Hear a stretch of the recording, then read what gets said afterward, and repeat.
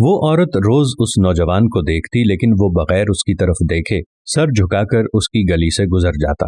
دیکھنے میں وہ کسی مدرسے کا طالب علم لگتا تھا، لیکن اتنا خوبصورت تھا کہ وہ دیکھتے ہی اسے اپنا دل دے بیٹھی اور اب چاہتی تھی کہ وہ کسی طرح اس پر نظر التفات فرمائے۔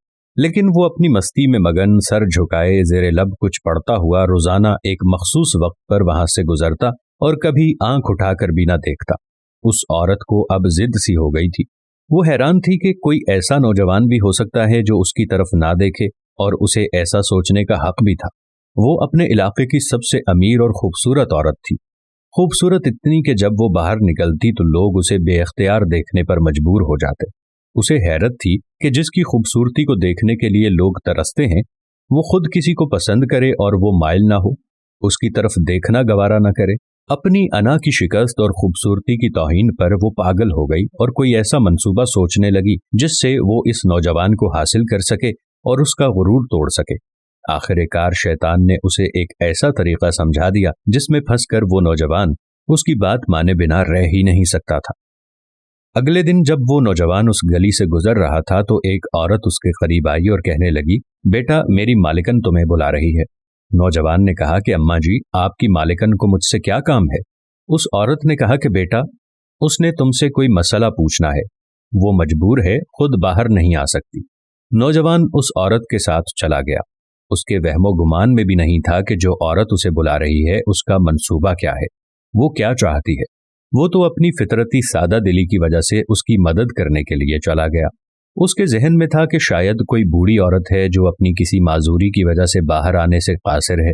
نوکرانی نے اسے ایک کمرے میں بٹھایا اور انتظار کرنے کا کہہ کر چلی گئی۔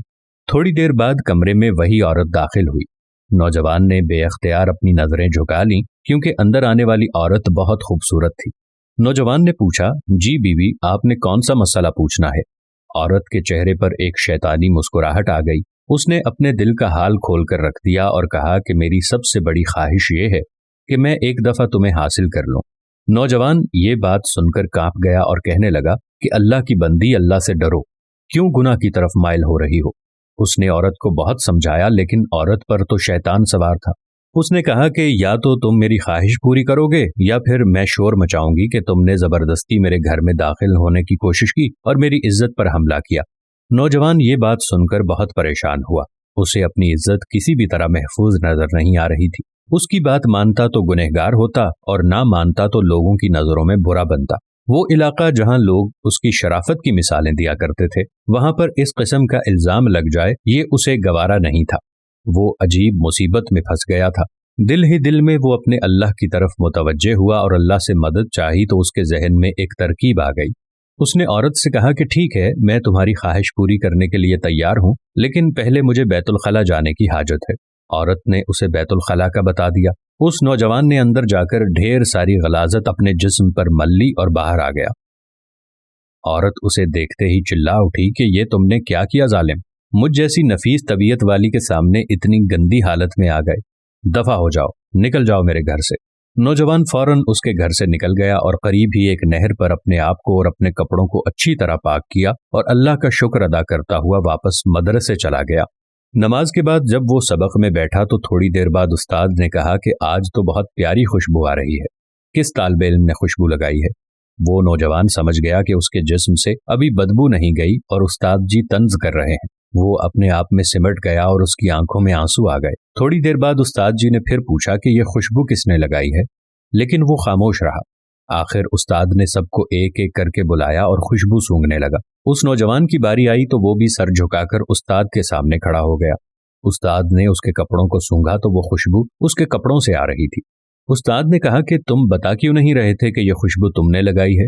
نوجوان رو پڑا اور کہنے لگا کہ استاد جی اب اور شرمندہ نہ کریں، مجھے پتا ہے میرے کپڑوں سے بدبو آ رہی ہے، لیکن میں مجبور تھا۔ اور اس نے سارا واقعہ استاد کو سنایا۔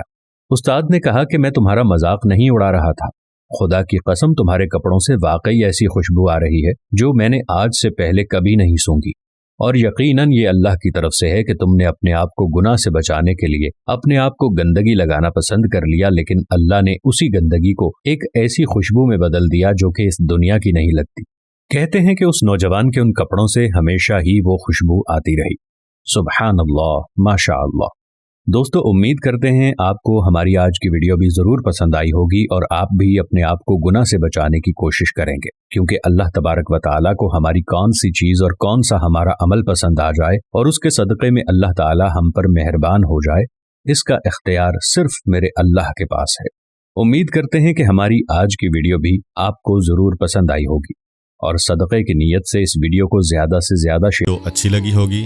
अगर आपको हमारी वीडियो अच्छी लगी है तो वीडियो को लाइक करें और मज़ीद इस तरह की वीडियोस देखने के लिए हमारा चैनल सब्सक्राइब कर लें। मिलते हैं नेक्स्ट वीडियो में। इजाज़त दीजिए। अल्लाह हाफ़िज़।